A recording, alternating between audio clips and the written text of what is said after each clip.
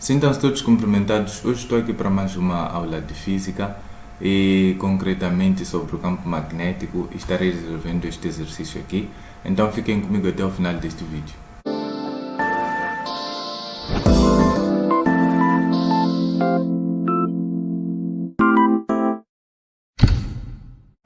Então, antes de começarmos, vou pedir para que partilhem o vídeo para que mais pessoas vejam. Deixem os vossos likes para promover o vídeo e ativarem o sininho das notificações para que sejam notificados no caso de haver um novo vídeo. Mas antes disso mesmo precisam subscrever ao canal, não é? Que isso vai ajudar na promoção do canal. E podem deixar também nos comentários o que vão achar do vídeo e deixarem as sugestões também sobre os vídeos que querem que eu apresente aqui no canal. Eu trabalho com física, matemática e algumas outras cadeiras ligadas à engenharia. Então o exercício diz aqui: um eletrão passou de uma diferença de potencial ΔΦ e entrou numa região com um campo magnético uniforme caracterizado por este parâmetro aqui, que é 2 vezes 10 elevado a 5 ampere por metro, onde B, que é o campo magnético, então vai ser igual a μ0, que é a permissividade magnética no vácuo, vezes o parâmetro H. Então, o ângulo de entrada, o ângulo formado entre B e V, é igual a 60, e o passo da hélice é P igual a 10 cm. Determine a diferença de potencial, não é? Então, há uma coisa que acontece, é que quando uma partícula ela entra com uma certa velocidade num campo magnético, não é? Formando um certo ângulo com o campo magnético, isso é, acaba tendo uma componente que é perpendicular ao campo e outra que é paralela. Ele vai formar uma trajetória helicoidal, não é? Forma uma trajetória helicoidal, e essa trajetória helicoidal tem uma certa distância entre espiras sucessivas. É isso que nós chamamos aqui de passo, não é? Então nos pedem para determinar aqui a diferença de potencial. Então temos aqui umas figuras típicas, não é, desse tipo de movimento aqui para nos ajudarem a entender o exercício. Só que aqui temos em conta aqui que temos aqui um próton para além de eletrão, né? É uma partícula positiva, não é? Então entrando ela com o sentido da velocidade, não é, como podemos ver aqui, e o sentido do campo magnético vai formar, não é, essa trajetória aqui. Então, para um eletrão formar essa trajetória, precisaríamos de ter o campo magnético fazendo o sentido contrário, não é? Ou seja, de cima para baixo. Mas na mesma, essa figura aqui vai nos ajudar a resolver o nosso exercício. Então, uma das coisas que temos que ter em conta numa primeira fase é que é possível relacionar a diferença de potencial com a energia cinética da partícula quando entra no campo magnético. Isto é, aqui a energia cinética vai ser igual ao módulo da carga, não é? A carga é módulo vezes a diferença de potencial, não é? A diferença de potencial que acelera a partícula para entrar nesse campo magnético. E outra coisa que temos que ter em conta aqui é que a energia cinética vai ser 1 sobre 2 por massa a velocidade ao quadrado igual a esta carga, não é? Vezes a diferença de potencial. Então, essa equação aqui vai nos ajudar também no nosso cálculo, não é? Então, se formos a ver aqui como precisamos determinar a diferença de potencial, a carga do eletrão nós já temos, já algo tabelado isso. A massa do eletrão também é algo tabelado e nós precisamos apenas da velocidade, não é? Então o módulo da velocidade nesse caso, não é nem uma nem a outra componente, é o módulo da velocidade. Então uma das coisas que temos que ter em conta aqui em relação às componentes da velocidade, se formos a ver aqui, o ângulo formado tem como cateto adjacente a velocidade paralela, não é, ao campo magnético, e depois tem aqui a velocidade perpendicular ao campo magnético, como se fosse, se formos a ver aqui, não é? A velocidade perpendicular vai ser aqui cateto oposto, não é? Então, se formos a ver aqui, podemos expressar isso, a velocidade, ou assim, melhor assim, a velocidade perpendicular vai ser igual a velocidade ou módulo da velocidade vezes seno aqui de φ, não é? Não φ correspondente a diferença de potencial, mas fica correspondente ao ângulo aqui de entrada, melhor mesmo. E a velocidade paralela vai ser igual a velocidade vezes cosseno de φ, não é? Como podem ver aqui, a velocidade paralela ao campo magnético constitui cateto adjacente ao ângulo que a velocidade forma com o campo magnético. Então, para determinar aqui a velocidade, podemos determinar uma das componentes, não é? E como já temos o ângulo, que é de 60 graus, podemos determinar então o módulo da velocidade. Então, vamos começar aqui com a velocidade perpendicular, não é? E para tal, podemos recorrer ao fato de que quando a partícula entra, não é, no campo magnético, essa velocidade aqui perpendicular, não é, vai fazer com que a partícula esteja sujeita a uma força magnética, e essa força magnética vai fazer com que a partícula tenha uma trajetória circular, não é, em planta, se formos a ver, e por conta disso essa trajetória fica associada a uma força centrípeta. Então podemos dizer aqui temos uma força magnética, e essa força magnética vai ser igual ao módulo da carga vezes aqui a velocidade, não é? Neste caso vai ser a perpendicular vezes o campo magnético, não é? Vezes seno do ângulo que essa velocidade vai formar com o campo magnético. Mas nós já dissemos que a velocidade é a perpendicular ao campo magnético, nesse caso, que estamos a considerar.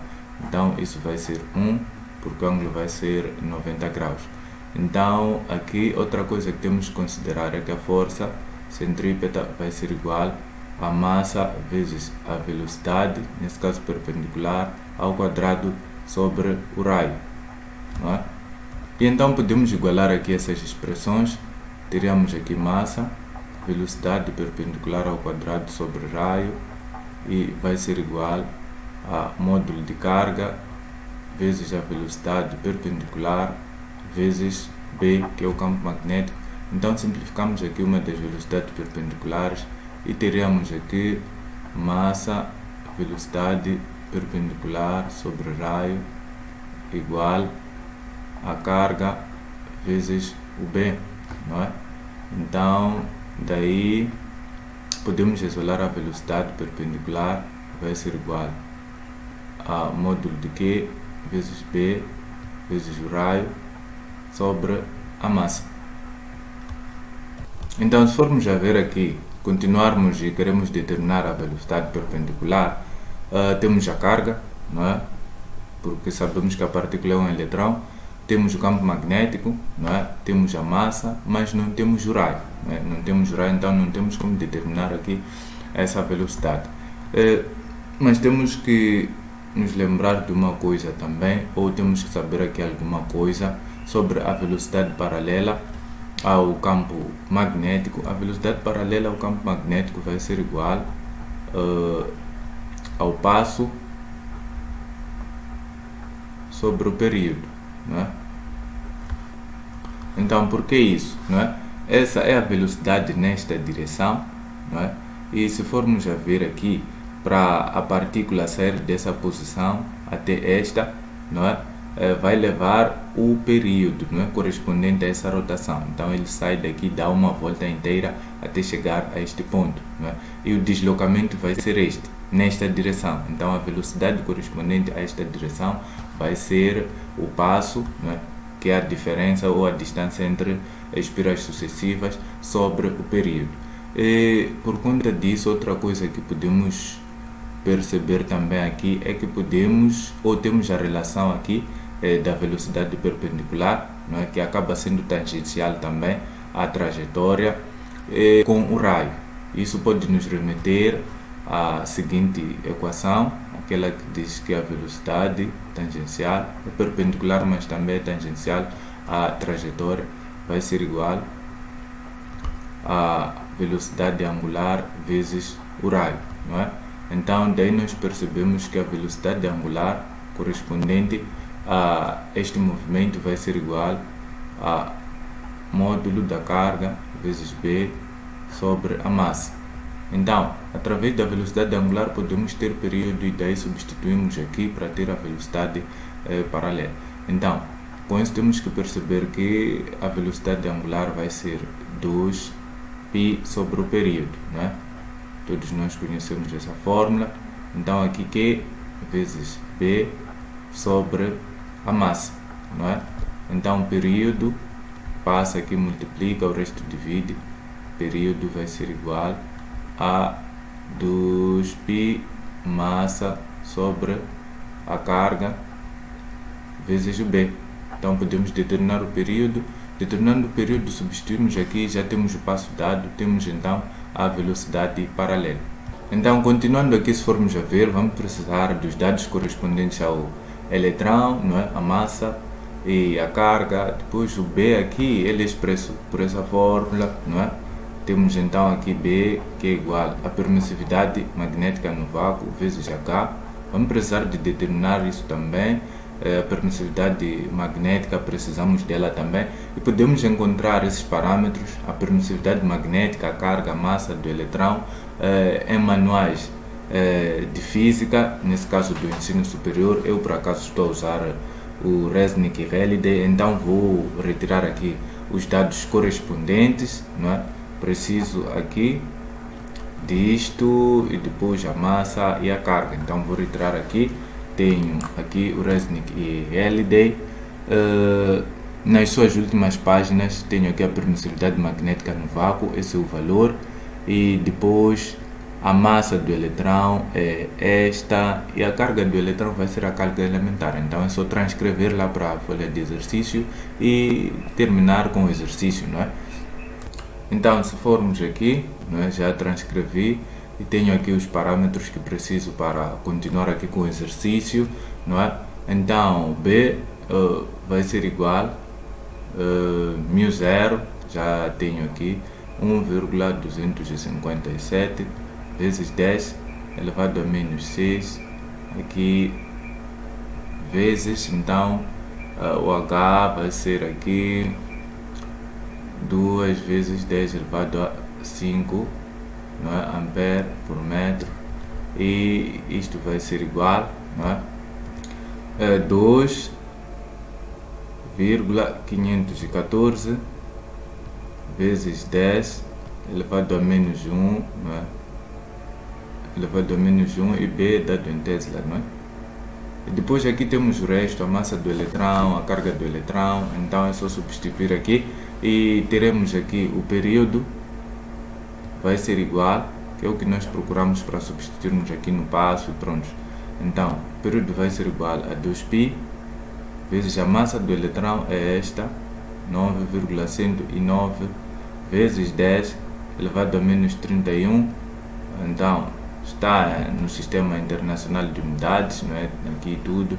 E depois a carga do eletrão tem que entrar em módulo, então vai ser 1,602 vezes 10 elevado a menos 19 vezes o campo magnético, que é 2,514 vezes 10 elevado a menos 1, não é? E vai ser dado então em segundos. O período vai ser igual. Então o valor aqui do período é 1,42, não é? 42, vezes, perdão, 10 elevado a menos 10, isto é em segundos, não é? Aqui em segundos. Então aqui é em segundos. Então é este período aqui que vamos substituir. Aqui no passo vamos ter a velocidade paralela, e tendo a velocidade paralela vamos determinar a velocidade, o módulo da velocidade aqui principal, e depois vamos determinar aqui a diferença de potencial. Então continuando aqui, velocidade paralela vai ser igual, o passo está dado em centímetros, para colocar em metros é só 10 vezes 10 elevado a menos 2, né? Centímetro está para 10 elevado a menos 2 em metros. Então sobre o período aqui é 42 vezes 10 elevado a menos 10 em segundos. Então aqui a velocidade paralela vai ser igual. Então aqui a velocidade é aproximadamente igual, não é, a 7,04 vezes 10 elevado a 8, não é? 8, isso é metros por segundo. Então, tendo aqui a velocidade paralela, já posso determinar o módulo da velocidade, não é? Então, aqui a velocidade vai ser igual a velocidade paralela sobre cosseno do ângulo. E para o caso aqui o ângulo é de 60 graus, então a velocidade vai ser igual a 7,04 vezes 10 elevado a 8 sobre cosseno de 60, não é? Cosseno de 60 é 1 sobre 2, então a velocidade principal vai ser o dobro desta, não é? Então aqui velocidade vai ser igual, o dobro disto é 14,08 vezes 10 elevado a 8, não é? Mas temos que colocar isso em notação científica, não é? Então acaba ficando aqui 1,408 vezes 10 elevado a 9 em metros por segundo, não é? Então já temos por aqui a velocidade, temos a massa, temos a carga, podemos determinar a diferença de potencial, não é? Então teremos aqui que a diferença de potencial vai ser igual, essa carga passa a dividir, então ficamos com 1 sobre 2 vezes massa, velocidade ao quadrado, sobre o módulo da carga, não é? Isso vai ser igual a 1 sobre 2 vezes aqui a massa do eletrão, já temos 9,109 vezes 10, não é? Então 9,109 vezes 10 elevado a menos 31 vezes a velocidade ao quadrado. A velocidade é 1,408 vezes 10 elevado a 9, isto ao quadrado, né? E tudo isso sobre o módulo da carga, que vai ser 1,602 vezes 10 elevado a menos 19, não é? Então é o módulo da carga, e aqui a diferença de potencial vai ser igual, então é só fazer essa operação aqui. Então aqui a diferença de potencial acaba sendo um número muito grande, não é? É aqui 5, 6, 3, e depois aqui 6 e 162,48 em volts.